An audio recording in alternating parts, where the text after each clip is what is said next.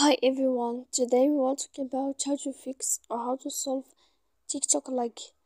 To know how to fix or how to solve TikTok lag, you should just go to settings like this. You will click.